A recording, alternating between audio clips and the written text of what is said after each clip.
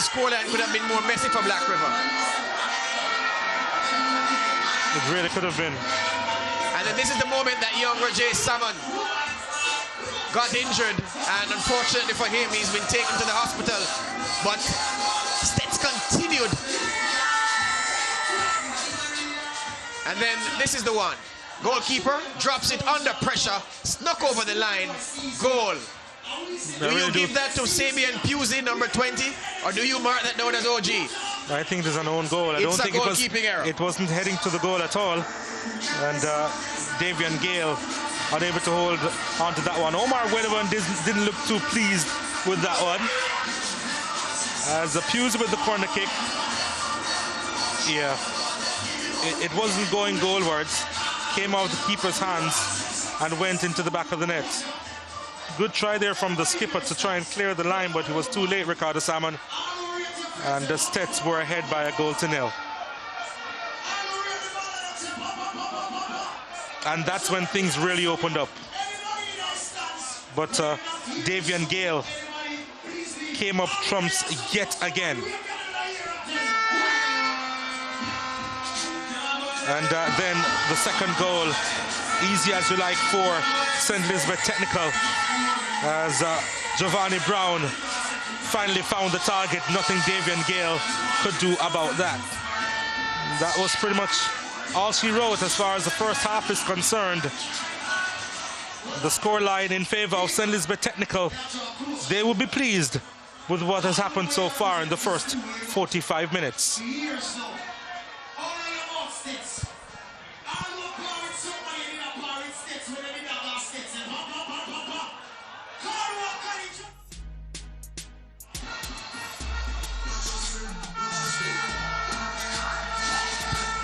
We'll take a break. Back with more.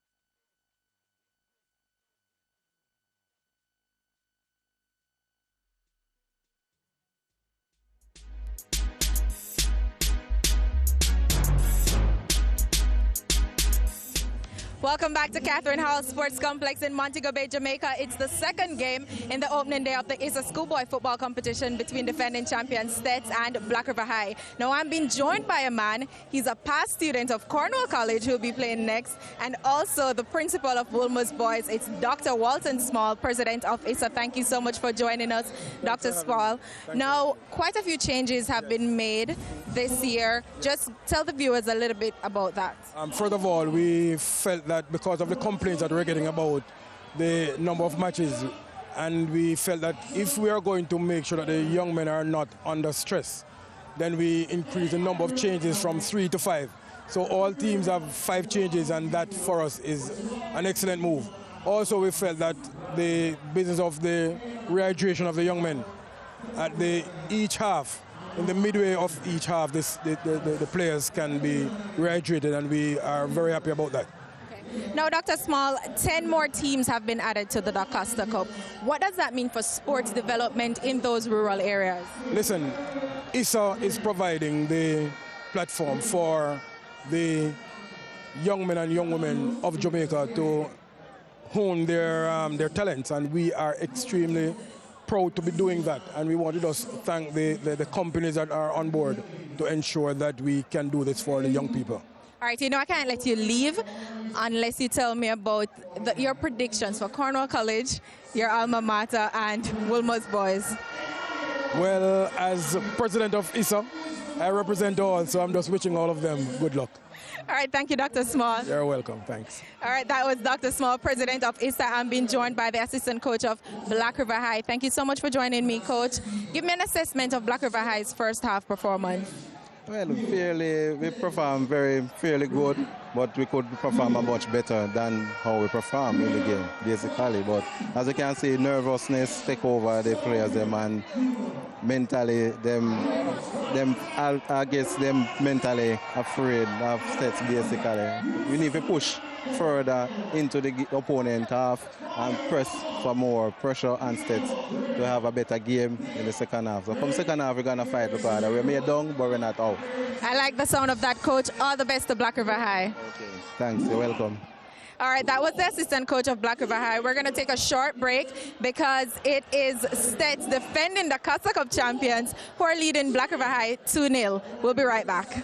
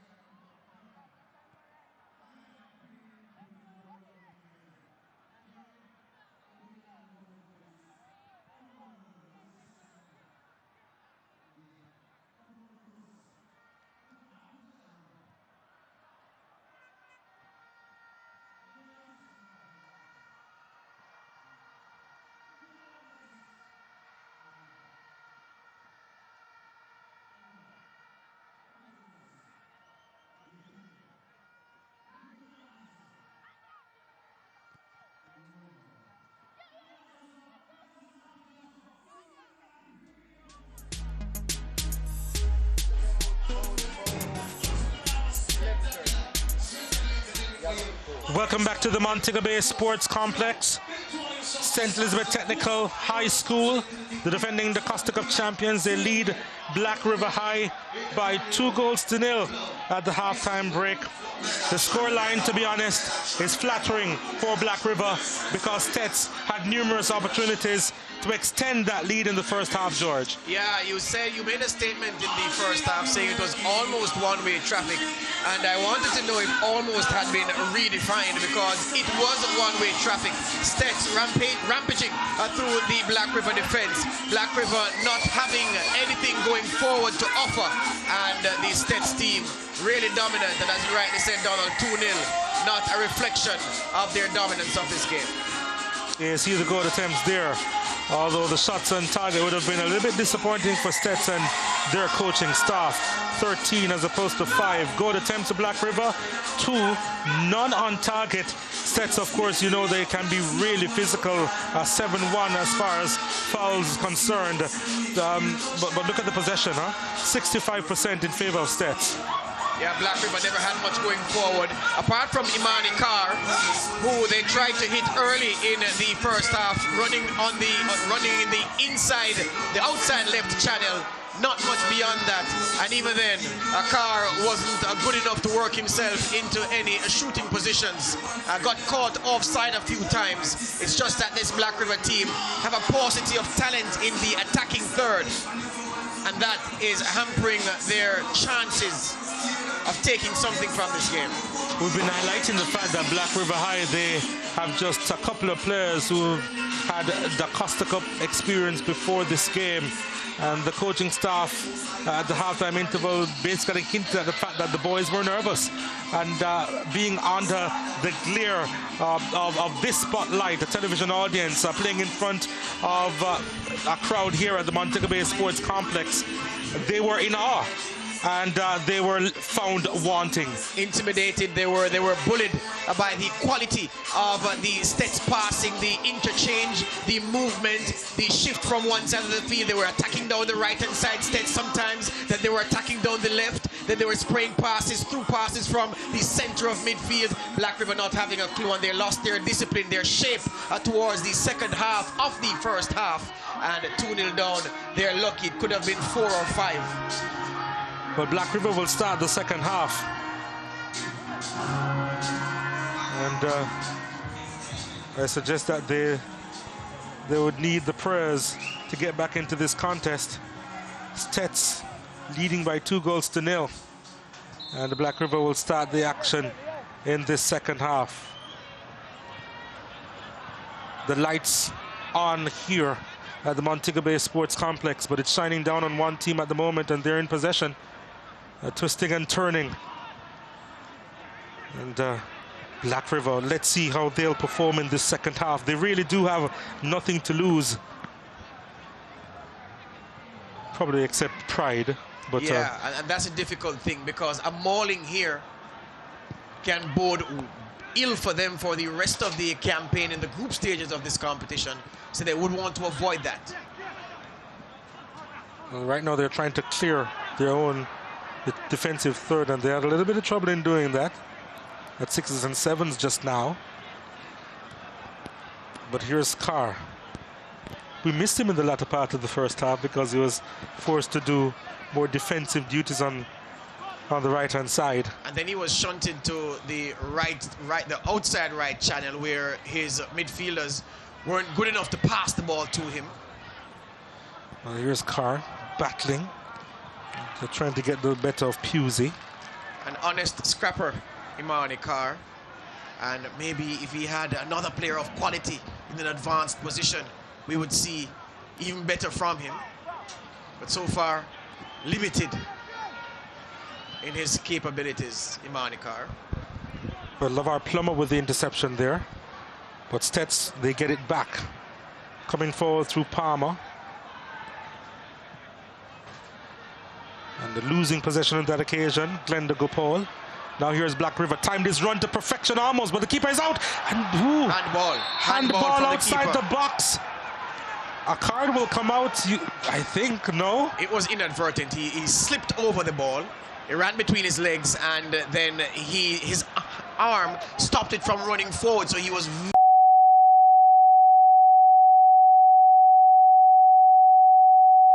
clipped pass forward. Goalkeeper comes off his line like a fireman, misses it, and yeah, got a hand to it inadvertently.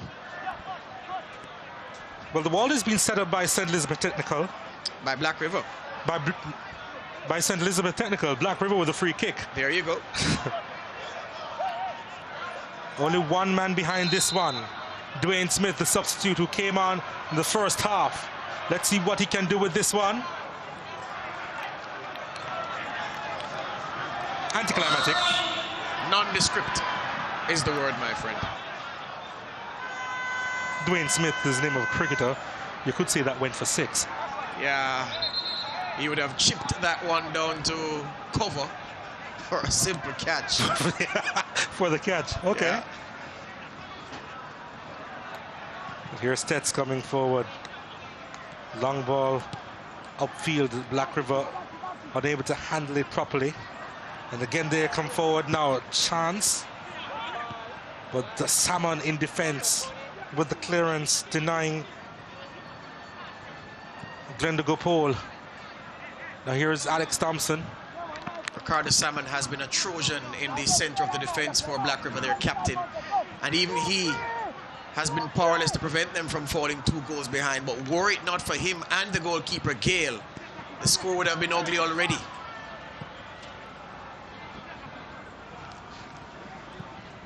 Well, here's Stets once more. Looking up, seeking a good pass, but no problems there for Davian Gale. Sabian Pusey unable to find his teammate inside the box. And that was just clumsy there from Davian Gale. It seems as if at odd moments he has this blackout. Well, you're dealing with schoolboys. Let's be fair, and they're professionals at the highest level, have fluctuations, inconsistency. So it's not inconsistent for a rank amateur to have the odd lapse. And Gale certainly has had variations in performance so far in this game. Brilliant 1 minute, clumsy the next.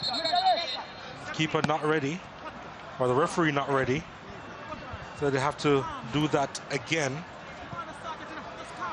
There's a talk being had with Romeo Wright. Here they come again with the corner kick. Heads go up, and it's gone in. Romeo Wright. Romeo Wright on the end of that one. It really did look too easy on that occasion. We spoke about the fact that Black River had the height advantage, but it was Wright who jumped high and nodded home for Stets to now lead by 3 goals to 0. And the contest, I suggest, is over. Well, look, if you're 3 feet tall, and Romeo Wright is taller than 3 feet, but if you're 3 feet tall and you have the luxury of jumping early and unchallenged, you're going to win headers in a penalty box from a corner. And Wright rose early. The challenges came in, but they were jumping from some distance behind him. Not impressive defending from Black River. Victims of their own demise. Well, Wright gets a free kick. Was being harassed just now. And Stets will get the kick. And they take it pretty quickly. I tell you what, the coach of the Black River team, Kirk Williams, will feel post-match. I'm sure he'll tell his players that the ease with which Stets scored the 2nd and 3rd goals, scandalously easy. Here's Stets again coming forward, but the final pass wasn't the best. And Black River now trying to get out of their own half, and they do. Just need to put that one forward, and he does again. He has some help inside the box. Well, almost. Found the turf though as the challenge came in just in time, because he was heading inside the box and Chris Andrew Dixon was there to mop up. Stubbed his toe at the most unfortunate moment, Carr, after doing so brilliantly. Here's Giovanni Brown evading the challenge. But no problems there for Davian Gale.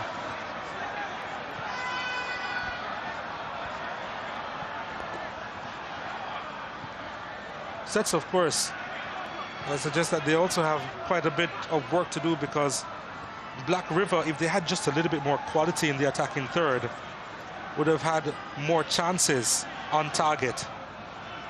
As here they come again, offside Romeo Wright.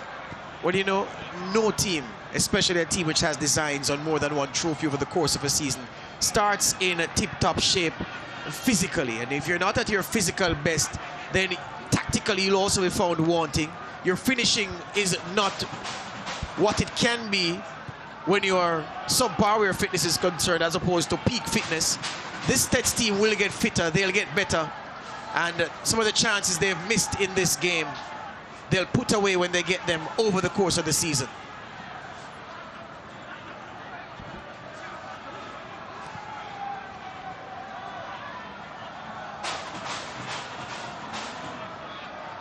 Coaches don't like to talk about star players, Donald, but Black River just lacking that little stardust, that little star quality, that player who can pick a pass.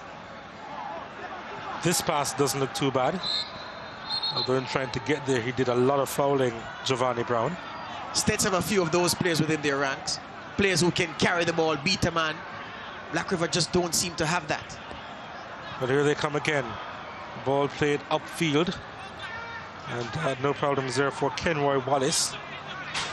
And so when you don't have that in your team, you organize, you mark spaces, you pick up runners, you stay disciplined, you keep your shape. And Black River have not done that. If you don't have the skill, at least you should have football intelligence. You should be resilient, you should be hard to break down. And Black River not quite, because even though they have numbers in midfield, sometimes the numbers, they don't know who to mark, they don't know who to pick up.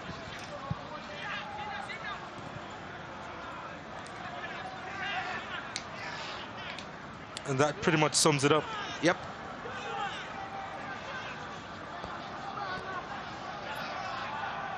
Kirk Williams has, I don't think he has sat down all game, Donald, bellowing instructions at his boys, trying to prevent this from turning into an embarrassment, because again, you say they have nothing to lose and you are correct, but if the score is too heavy to start the campaign, it could dampen spirits, the school support could drain away, and they could just go through the motions in the remaining games in the group, and it could be a bad campaign back in the D Cup for Black River High. They always have difficulty in getting out of this group. Black River Stets trying to get a fourth goal here. Romeo Wright trying to make it 4. It's easy now. Too much power, too much pace, too much quality. Stets, that man, the epitome of the previous sentence. Much too much for this Black River defense. Another simple pass from midfield. What did I say about the Stets midfielders being able to look up, pick a pass at their leisure? Nobody closing down. And we did speak about the law of averages there. He was missing so much in that first half. He has scored 2 goals here. And Romeo Wright, well, he really could be the danger man for St. Elizabeth Technical High School this season. Forceful play from Giovanni Brown to run between 2 Black River players and win that header that set Romeo Wright free. And he's so quick, the little man, built almost like a mini Mike Tyson. Has huge thighs, huge calves, footballing intelligence, skill. Well, here's Wright again with that skill. And then just ran out of options. There's Chrisandra Dixon. Looking for the free kick, didn't get it. Now here's here Gopal with the deflection from Dixon.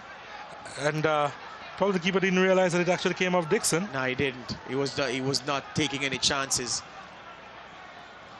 Based on what has happened before, who can blame him? Yeah.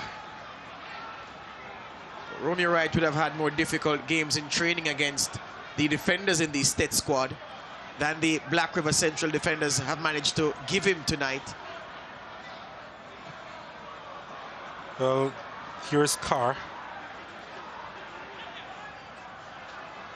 Poor pass once more. You know, Carr for Black River has my sympathies, Donald.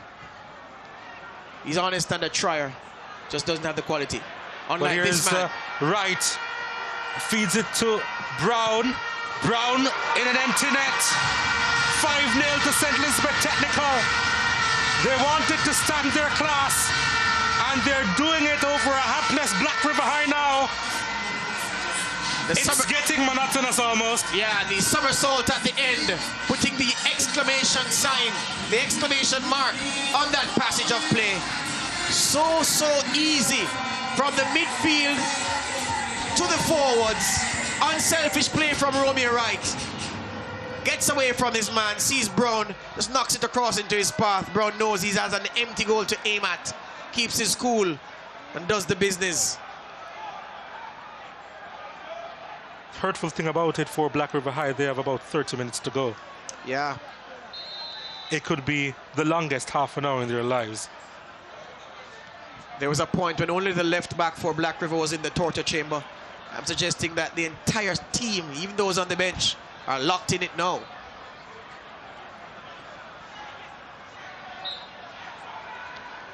Well, they have a free kick now.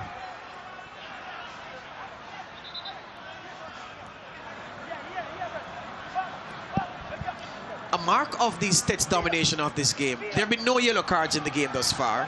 There have been no late tackles. The Black River players aren't even getting close enough to the States midfielders to foul them on the break. Well, this one is straight to the keeper. No problems there for Kenroy Wallace. And you're right, George. Even in those 50-50 chances, as we see a Wright again on the ball, probably looking for some help, probably doesn't need it, plays it across the box, and it'll trickle through in the end for Davian Gale in goal. But yeah, George, I mean, they haven't been close at all. No, not even close enough to foul. That's a measure of the dominance that the defending champions have exerted on this fixture so far.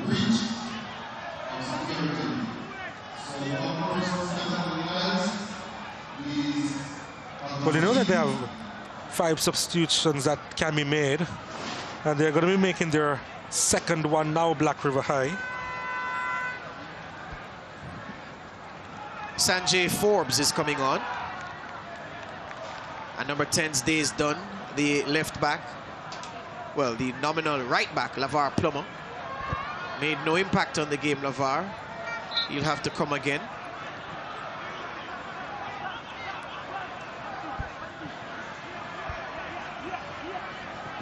I wonder how much, as we see the change, Sanjay Forbes coming on, how many players will Coach Wedderburn keep on the pitch? But here's Wright again inside the box, still Wright. Brilliant again from Gale. Yeah, he has been really good, Gale. And when your keeper is good and you're 5-0 down, it tells you about the quality of your defense and your midfield. It is a story to tell, isn't it? Yep.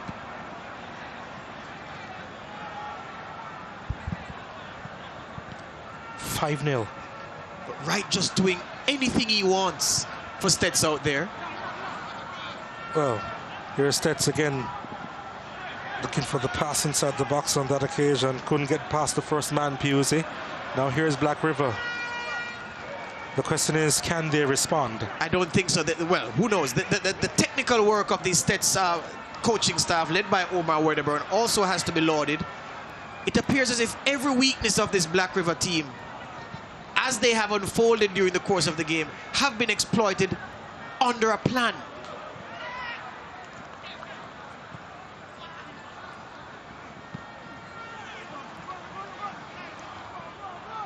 Black River again will start from the back. And it's really just meandering along as far as they're concerned. This contest, not quite a contest. Yeah. Wright not playing as a centre forward because he's the furthest forward for Stets, but he has license to run and take up a position anywhere across the front line. He's faster than the Black River defense. He knows it. The Black River defenders know it. They can't do anything about it. The midfielders picking up possession for Stets, looking up, playing the long pass on the floor. Invariably Wright gets possession in space. Here he goes again. Gets some help. Go Paul. Chris Andrew Dixon. Go Paul. Wright. Brown is inside the box. Didn't reach him. Go Paul! Well, it happens. Wild in the end. I think he could have knocked a pass to his colleague who was supporting him to his right, but why not have a go? It's 5-0. You wouldn't criticize a player for doing that. Probably fancies himself being on the score sheet, George. Yeah, you wouldn't want to be at Devotion tomorrow morning at Black River, would you? I don't think they're keeping Devotion tomorrow, though. But well, on Monday morning. Today feels like a Sunday. Maybe it's the scoreline. Yeah, it is a stroll out there, isn't it, for St. Elizabeth Technical? Sunday afternoon. Well, here they come again. Played a across the 18-yard area. Right.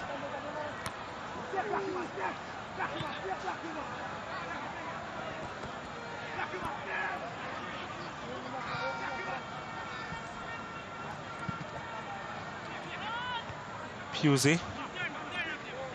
In other results coming through, Donald, Yalas have, well, it's done. They put 5 past Seaforth in St. Thomas, so Yalas 5-0 over Seaforth High. In other games in this opening round of fixtures in the DaCosta Cup. Some 23 matches that have been played in the DaCosta Cup competition.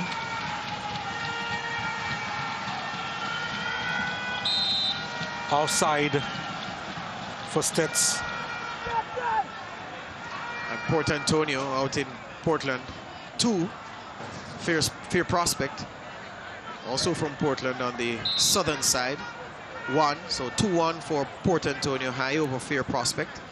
And then neighboring St. Thomas, Yalas tucking 5 past Seaforth. There's your on-screen graphic confirming those 2 results.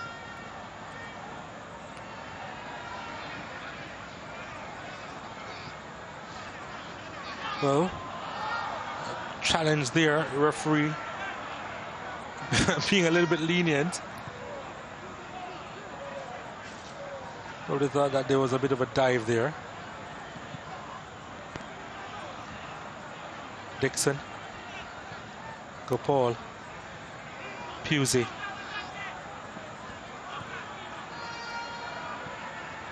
Oh, he has some space. Gopal looks up. Just 2 players inside the box. Yeah. And the free kick could go the other way. Tried to be too fancy there. There was a man eating up the ground on the right. Arriving in the penalty box at Notts, Donald. One expected a first-time cross, swung into his path, but tried to be cute and dance around the defender. Ended up fouling him.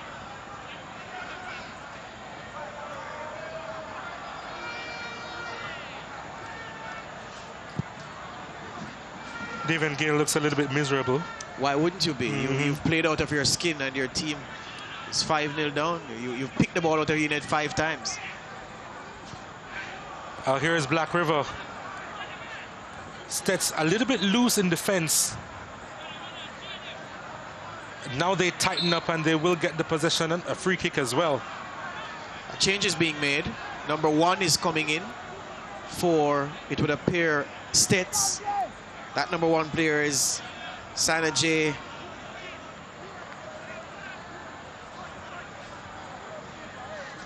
Ferguson. Ferguson, yeah. Yeah, Sanjay Ferguson coming in. Wedderburn, the coach of Stets, taking the opportunity to give his reserve goalkeeper a piece of the action at 5-0, 66 minutes gone in your first game. Why not? Yeah, because Kenra Wallace did so much work before. Hope it's not an injury, though. Well, he would have been the first player to be injured standing up, just by standing up and walking. Hard to see you damaging a muscle doing that.